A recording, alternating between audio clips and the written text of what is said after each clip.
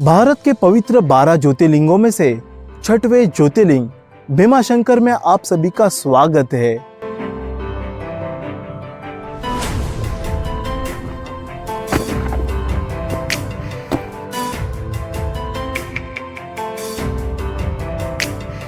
कभी सोचा है एक ऐसी जगह के बारे में जहां घने जंगलों के बीच से रास्ता निकलता है, जहां पहाड़ों की ऊंचाई से बदलते मौसम का हर रंग दिखता है और जहां एक नदी का जन्म होता है। आज हम आपको लेकर चलेंगे महाराष्ट्र के उन रहस्यमय रास्तों पर जहां सिर्फ प्रकृति की खूबसूरती ही नहीं बल्कि आध्यात्मिकता ऊर्जा भी महसूस होती है। यह सफर सिर्फ भीमाशंकर ज्योतिर्लिंग तक सीमित नहीं रहेगा, क्योंकि हम आपको दिखाने वाले हैं भीमा नदी का पवित्र उगम स्थान, एडवेंचर से भरा नागफनी पॉइंट, छिपा हुआ गुप्त भीमाशंकर और पहाड़ों की गोद में बसा हनुमान लेक और हाँ, मुंबई पॉइंट से दिखने वाला वो नजारा जिसे एक बार देख लिया तो शायद कभी भूल नहीं पाएंगे। तो बने रहिए इस वीडियो के साथ, क्योंकि आगे जो दिखने वाला है वो सिर्फ एक ट्रिप नहीं बल्कि एक एक्सपीरियंस होगा। भीमाशंकर की इस पवित्र यात्रा में आप भीमाशंकर कैसे आ सकते हो, मंदिर में आपको दर्शन करने में कितना समय लगेगा और दर्शन करने के बाद आप कितने सारी जगहों पर घूम सकते हो, और इतना ही नहीं, यहाँ पर रहने की एवं खाने पीने की क्या क्या सुविधा है, इस वीडियो में आपको कंप्लीट इन्फॉर्मेशन मिलने वाली है। तो इस वीडियो को पूरा जरूर देखना।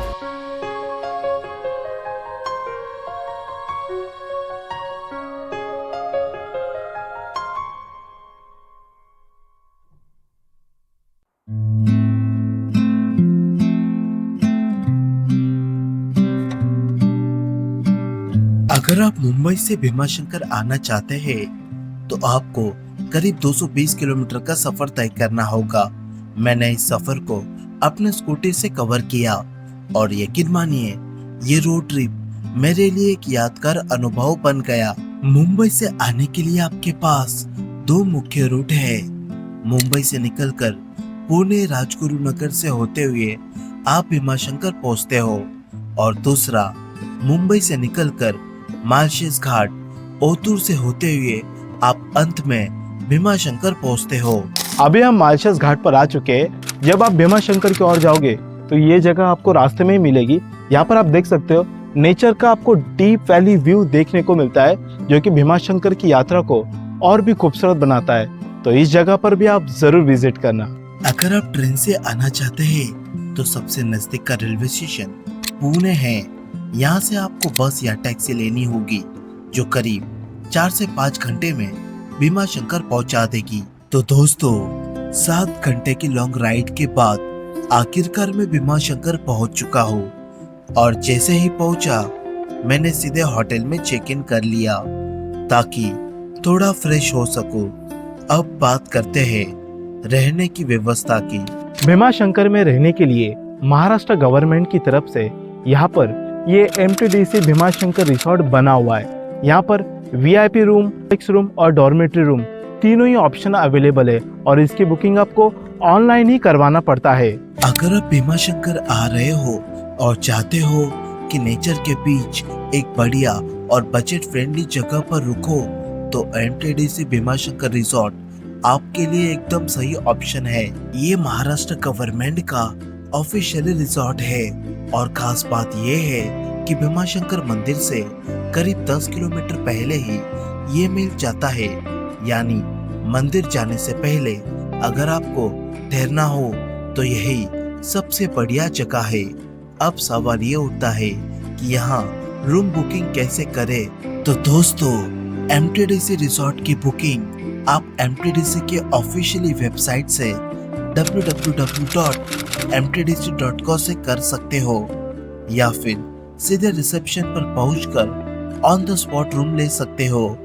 लेकिन सीजन टाइम में बुकिंग फुल हो सकती है, तो ऑनलाइन बुक कराना ही सेफ रहेगा। अब आते हैं रूम के रेट्स पर। यहाँ पर VIP रूम, डीलक्स रूम और डॉर्मेट्री ऑप्शन मिलते हैं। रेट सीजन के हिसाब से बदल सकते हैं। यहाँ पर आप वीडियो को पॉज करके सभी रूम के रेट्स देख सकते हैं और इस रिसोर्ट में पार्किंग एरिया भी बना हुआ है। और अगर आप आपके फ्रेंड्स, फैमिली और ग्रुप के साथ में आते हो तो यहाँ पर जो डॉर्मेट्री है वो पूरा आप बुक कर सकते हो। और इस रिसोर्ट में बहुत बड़ा कैंटीन एरिया बना हुआ है जहाँ पर आप लंच और डिनर दोनों कर सकते हो। अगर आप एमटीडीसी रिसोर्ट से थोड़ा और नजदीक रुकना चाहते हो या मंदिर के आसपास ही कोई होटल ढूंढ रहे हो तो टेंशन लेने की जरूरत नहीं है। भीमाशंकर मंदिर के बिल्कुल पास यानी मंदिर से 500 मीटर से 1 किलोमीटर के अंदर ही कई बजट होटल, लॉज और धर्मशाला मिल जाएंगे। खासकर भीमाशंकर बस स्टैंड के पास तो कई होटल्स की लाइन लगी हुई है। यहाँ आपको 800 से 1500 तक के बजट में साधारण होटल और लॉज मिल जाएंगे।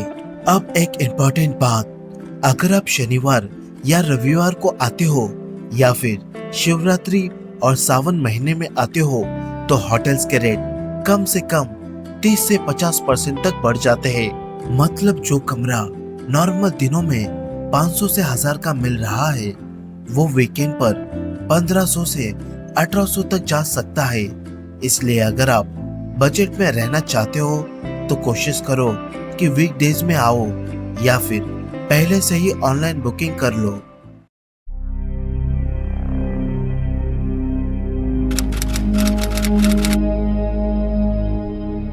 थोड़ी देर होटल में रेस्ट करने के बाद अब हम निकल चुके हैं उस पवित्र स्थान की ओर जहाँ से भीमा नदी का उद्गम होता है।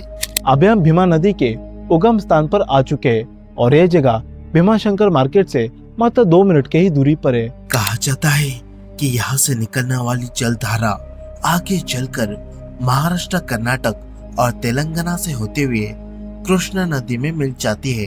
कहानी शुरू होती है सतयुग में, जब भीमाशंकर में एक भयानक राक्षस भीमा का आतंक था।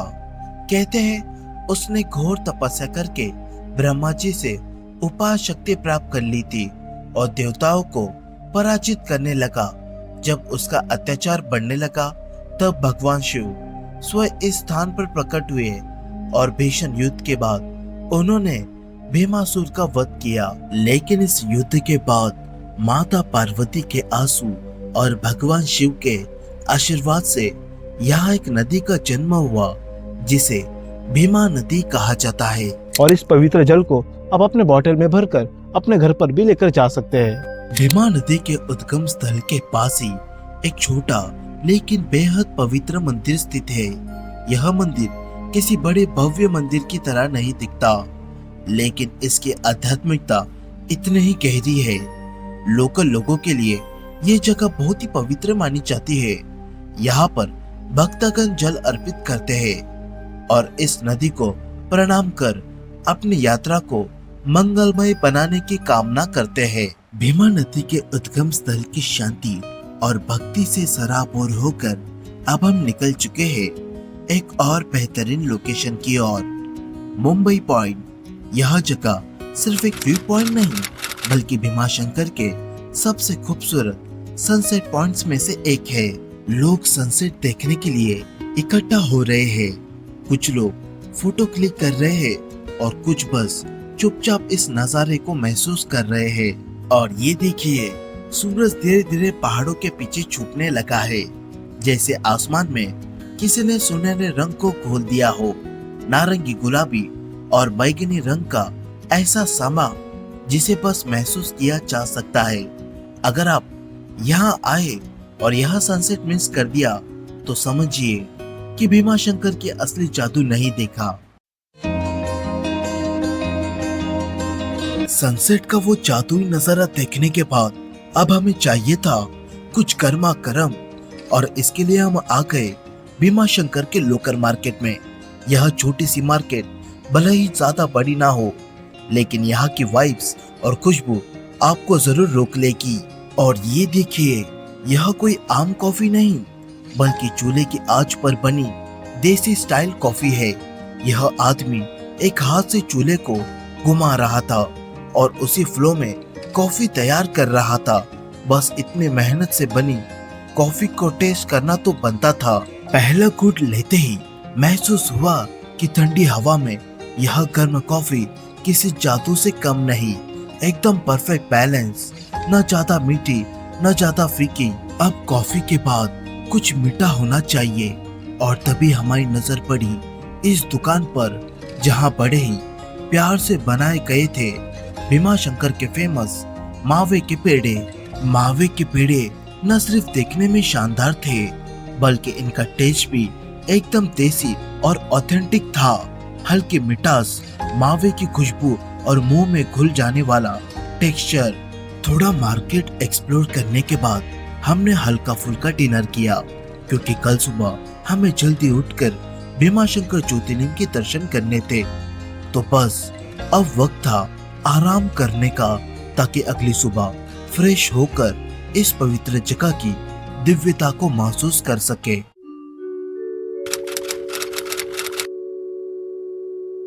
सुबह के 5 बज चुके थे और जैसे ही अलार्म बजा हम तुरंत फ्रेश होकर निकल पड़े भीमाशंकर ज्योतिर्लिंग के दर्शन के लिए।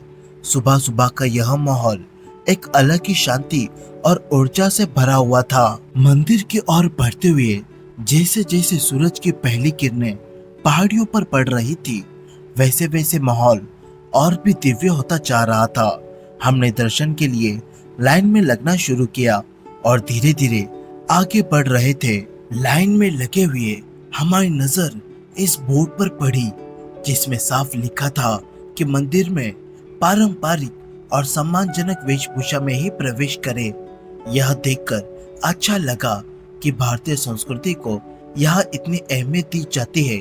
जैसे ही हम मंदिर के करीब पहुंचे सबसे पहली नजर पड़ी नंदी महाराज पर जो कि शिव जी के सबसे प्रिय है। यहाँ पर कई श्रद्धालु नंदी के कानों में अपनी मन्नतें कह रहे थे। मान्यता है कि नंदी के कान में कहे गए शब्द सीधे भोलेनाथ तक पहुँचते हैं। और फिर वो पल आया जिसका हमें बेसब्री से इंतजार था, मुख्य गर्भगृह में प्रवेश। जैसे ही हमने शिवलिंग को स्पर्श किया एक अलग ही शांति और सकारात्मक ऊर्जा महसूस हुई। ऐसा लगा मानो हर चिंता, हर परेशानी खुद ब खुद दूर हो गई हो। और मंदिर में दर्शन करने के लिए आपको 2 से 3 घंटे का समय लगता है, लेकिन जब भीड़ ज्यादा होती है तो 4 से 5 घंटे का भी समय लग सकता है। लेकिन हमारे दर्शन मात्र 30 मिनट में पूरे हो गए थे क्योंकि मैं मंदिर के अंदर मॉर्निंग में ही दर्शन के लिए चला गया था।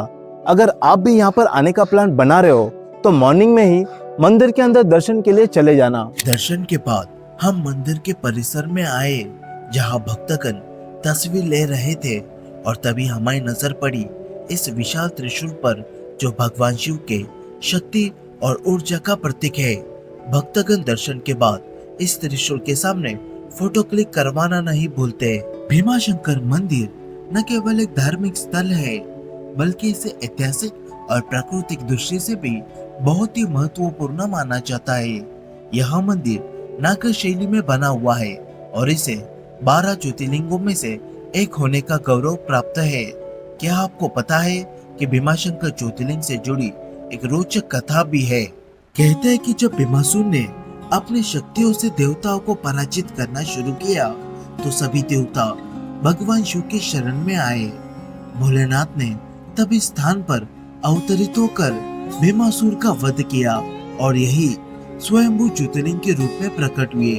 इसलिए इस स्थान को भीमाशंकर ज्योतिर्लिंग कहा जाता है।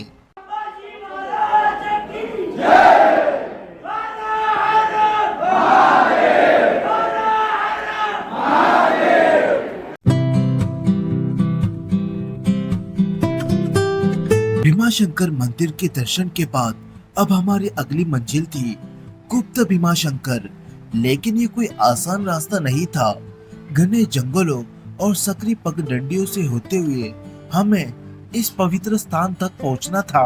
अभी हम भीमाशंकर मंदिर के पीछे वाले रास्ते पर आ चुके हैं और गुप्त भीमाशंकर जाने के लिए आपको ये वाला रास्ता नजर आएगा, लेकिन ये वाला रास्ता नहीं है।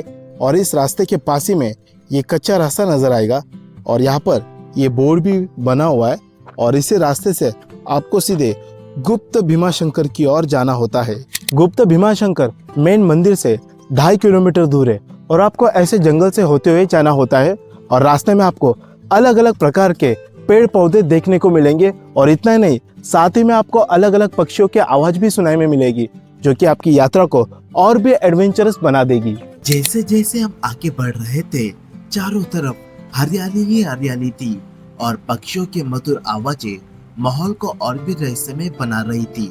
यह रास्ता भीमाशंकर वाइल्ड लाइफ सेंचुरी के अंदर से होकर गुजरता है, जहाँ कई दुर्लभ वनस्पतियाँ और जीव पाए जाते हैं। थोड़ी दूर चलते ही हमें यह छोटा सा लेकिन बेहद महत्वपूर्ण मंदिर दिखा, साक्षी गणेश मंदिर। मान्यता है कि इस स्थान से गणेश जी ने अपने पिता भगवान शिव को भीमासुर का वध करते हुए देखा था और इसीलिए वे इस घटना के साक्षी बने। कहते हैं अगर यह मंदिर दिख जाए तो समझ लीजिए कि गुप्त भीमाशंकर अब ज्यादा दूर नहीं है।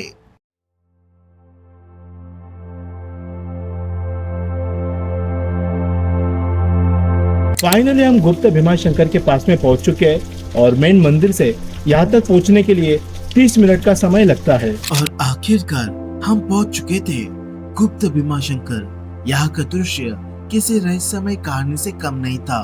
एक झरना जिसके नीचे स्वयं शिव जी विराजमान थे। पानी की लगातार गिरती धारा बिना रुके शिवलिंग का जल अभिषेक कर रही थी। ऐसा लगा जैसे प्रकृति खुद भोलेनाथ की पूजा कर रही हो। कोई भीड़ नहीं, बस शुद्ध शांति और भक्ति। यह जगह सच में एक अनोखा आध्यात्मिकता अनुभव देती है जो शब्दों से परे है। गुप्त भीमाशंकर के दर्शन के बाद अब वक्त था एनर्जी रिचार्ज करने का। हम वापस भीमाशंकर मार्केट पहुंचे और वहां पर गर्मा गर्म नाश्ता किया। नाश्ता के बाद हमारी अगली मंजिल थी हनुमान लेक। भीमाशंकर मार्केट से लगभग 2 किलोमीटर दूर यह एक बेहद शांति और खूबसूरत जगह है।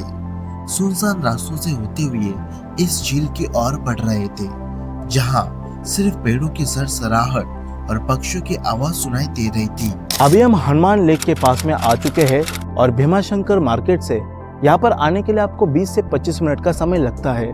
और मेरे पीछे आप देख सकते हो वहाँ पर हनुमान जी का मंदिर बना हुआ है और मंदिर में हनुमान जी की मूर्ति भव्य रूप में विराजमान है और यहाँ पर बहुत ही कम लोग आते हैं, तो इस जगह पर भी आप जरूर विजिट करना। तो चलिए अभी हम मंदिर में दर्शन करते हैं। और आखिरकार हम हनुमान लेक के पास में पहुंच चुके थे। चारों तरफ हरियाली से घिरी यह झील अपने शांत पानी और सुरमई नजारों के लिए जानी जाती है। झील के पास ही एक छोटा लेकिन बहुत ही पवित्र हनुमान मंदिर है, जहां हम दर्शन के लिए गए।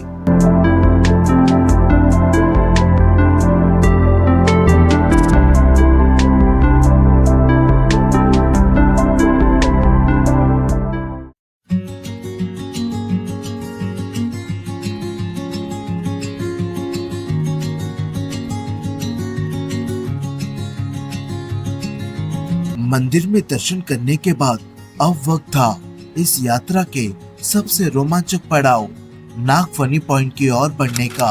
यह रास्ता घने जंगलों और पहाड़ी ट्रेल से होकर जाता है, जहां ट्रैकिंग का अलग ही अनुभव मिलता है।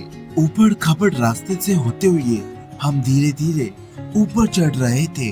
हर कदम के साथ हवा और ठंडी होती जा रही थी और अब हमें नागफनी पॉइंट नजदीक दिखने लगा था। हनुमान लेक से आधा घंटे का ट्रैक कर अभी हम नागफनी पॉइंट पर आ चुके हैं और यहाँ तक आने वाला रास्ता फुल्ली एडवेंचरस होता है। हो सके तो इस जगह पर भी आप जरूर विजिट करना, क्योंकि इस जगह पर बहुत ही कम लोग आते हैं। और आखिरकार हम नागफनी पॉइंट के टॉप पर थे। यहाँ से दिखने वाला नजारा इतना अद्भुत था कि शब्दों में बयां करना मुश्किल है। दूर दूर तक फैली जंगल, बादलों से ढकी पहाड़ियाँ और ठंडी हवा यह जगह किसी और ही दुनिया का एहसास करवा रही थी। अगर आपको मेरी ये वीडियो अच्छी लगी तो वीडियो को लाइक करना है, चैनल को सब्सक्राइब करना है और अगर आपको इस ट्रिप के बारे में हमसे कुछ पूछना है तो आप कमेंट करके पूछ सकते हो। और हमारी वीडियोस के अपडेट के लिए आप मुझे इंस्टाग्राम पर भी फॉलो कर सकते हो, लिंक आपको डिस्क्रिप्शन में मिल जाएगी। मिलते हैं आपको नेक्स्ट ब्लॉग में।